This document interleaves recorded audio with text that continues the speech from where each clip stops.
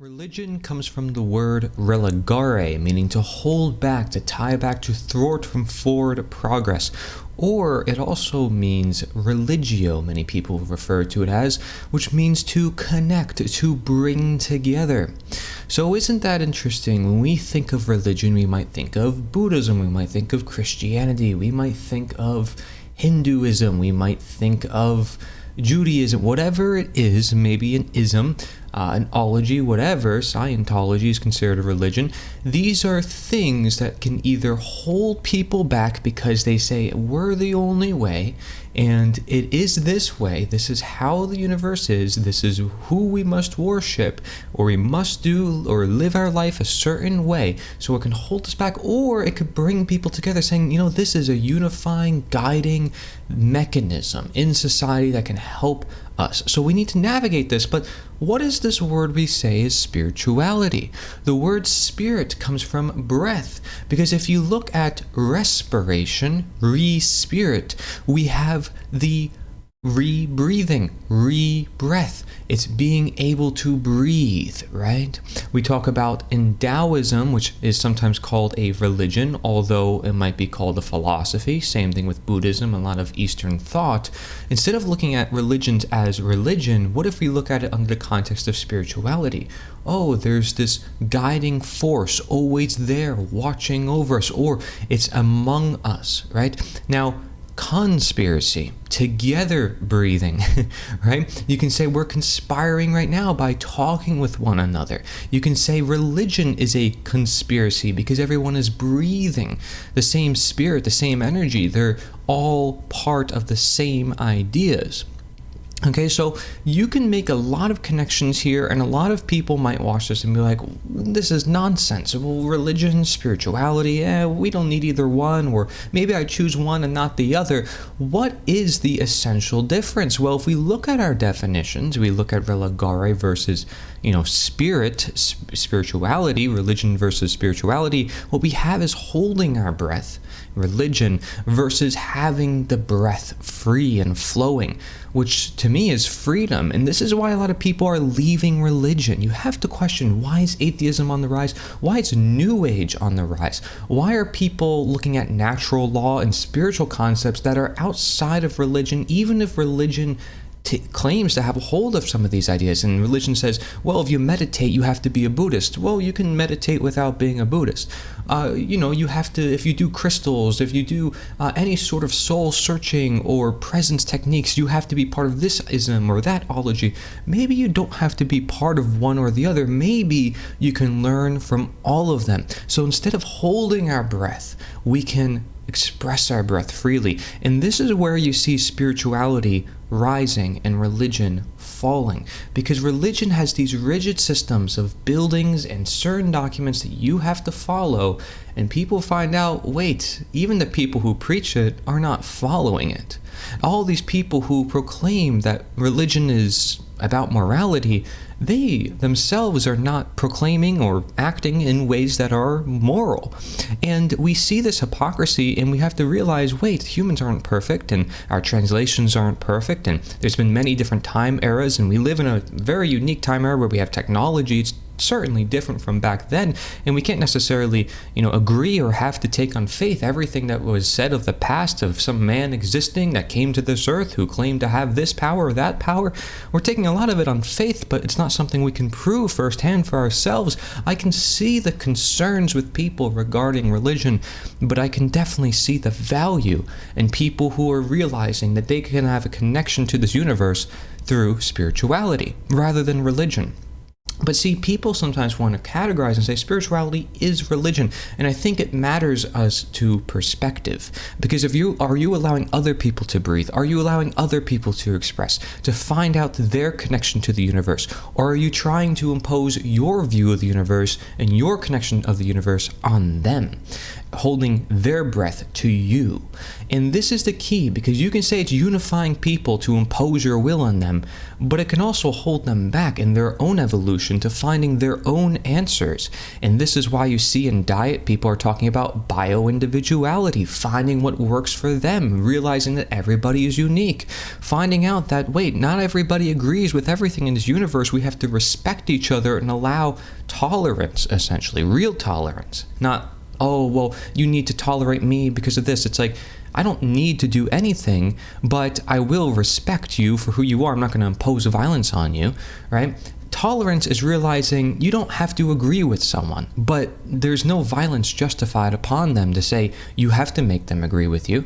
It's realizing your boundaries, realizing you don't have to tolerate everything, and you certainly can criticize people, judge them, and act upon them, but not in a way that is violating them, not in a way that says, well, you have no choice but to follow me because I said so, because I'm an authority. And for so long, the religions have been connected to governments, but has it always been that way? We see Constantine coming in to the Catholic Church. People often criticize nowadays too, in the Vatican, all this money and greed, yet they're saying, oh, well, money's the root cause to all the evil, but yet they're asking for more and more. You see that the church and state are becoming connected all throughout history, and now maybe people are starting to realize that shouldn't be the case, but maybe the state operates like a church as well, because there's deities and people to look up to and people to beg for permission to be free, and you have the same structures in place all throughout the world,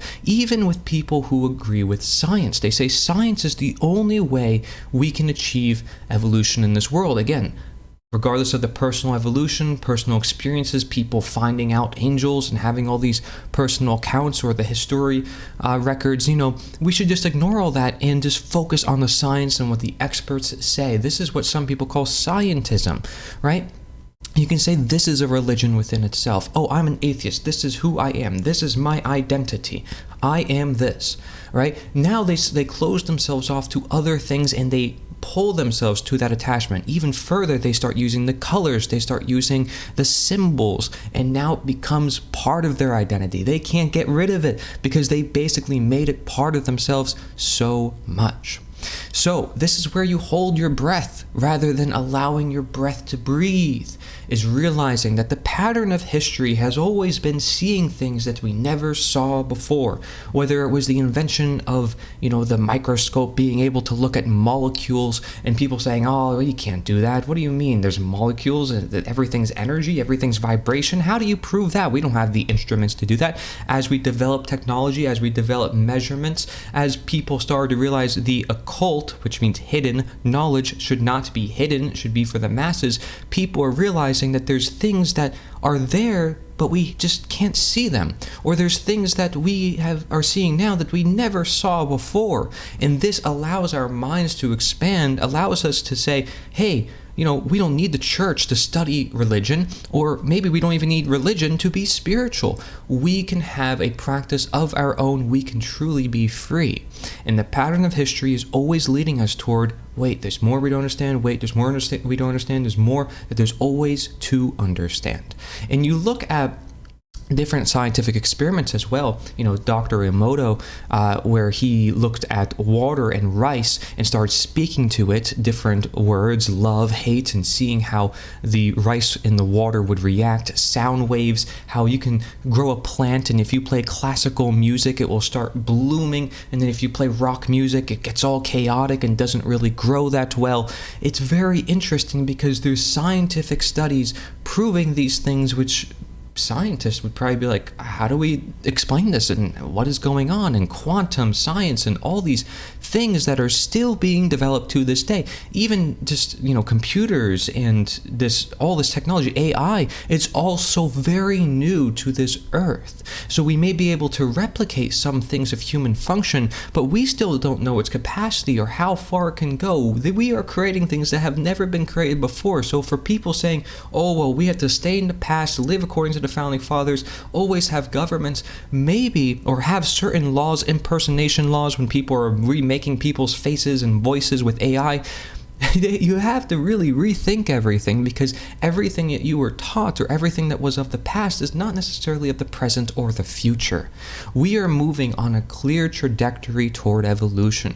And, you can look at it as well. Man's law, and then there's laws above that. Those laws that you don't see, the laws that created man's law. Do you ever recognize and think, well, wait, there's got to be something above government. What's regulating government? What's regulating all of humankind's function? Dictating what will happen to our governments? Why do governments rise and fall? Why does the populations of the world realize that they have to follow religion, or realize that they have to follow science? Why are they developing this? Why do we exist? And all these different questions. But religion wants to say we're the only way. And spirituality says, wait, we can look at all of this. We can realize that we each breathe for ourselves. We have to stay present. We have to utilize practices and find out what works for ourselves. And so this is the big difference between holding us back and being able to express, being able to be free, being able to breathe. And, I talked so fast just within the last 10 minutes. Was I really breathing? Was I really present? Well, enough to speak my mind here. But if I took more time to be present and not speak, I might even find more wisdom that I wouldn't have otherwise found. Yet so many people in this world are quick to speak. Politicians want to say, this is the way it must be done. Religion says, this is the way of the world. This is how it must be. People in New Age, just love yourself. Everything will be fine. Is that really what you have to do?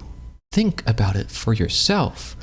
Every time we want to make an improvement in knowledge, we have to recognize our own ignorance, recognize that we don't know everything. And part of recognizing our own ignorance is being present to see it, being present to be aware to our environment. There's things that could be happening right now, maybe even behind me, that I'm not paying attention to because I'm speaking to the camera. I can only do so many things at once. My body might be more aware than me in some ways I don't understand because of my subconscious mind. But still, if I'm more present, then I could tune into that and see more within my own life without the use of instrumentation of science. Science can't do that. You can. And so there's things that science can do, there's things that only we can do, and there's things that we're trying to have science do that we can do, and that we call AI sometimes.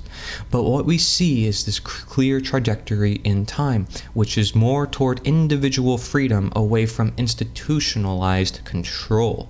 And that is where you had religion, that is where you had governments. I think the world is done with it. I think the world wants freedom and it wants empowerment. And if you want to empower people and say, hey, love each other and everybody tolerate each other, as you see in the New Age spiritual communities, which aren't usually considered religions, then yes, we need to find that for ourselves, because you have to love yourself before you love others. You have to be able to embrace your reality in order to truly love it, to accept it, to harmonize with it. You can't love something that you don't understand, love something that you know is not good for you. You have to follow your heart in the same way you should follow what you know.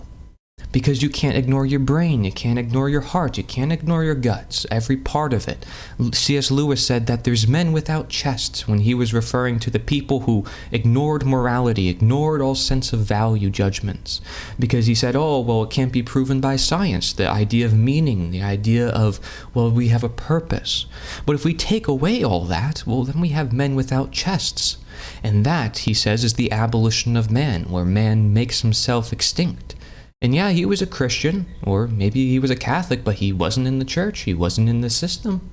And that, I think, is beautiful. I can meet people from all sorts of different backgrounds, and they have a mind of their own because they do their own thing. And that is spirituality, not religion. It's spiritual, personal evolution. Thank you.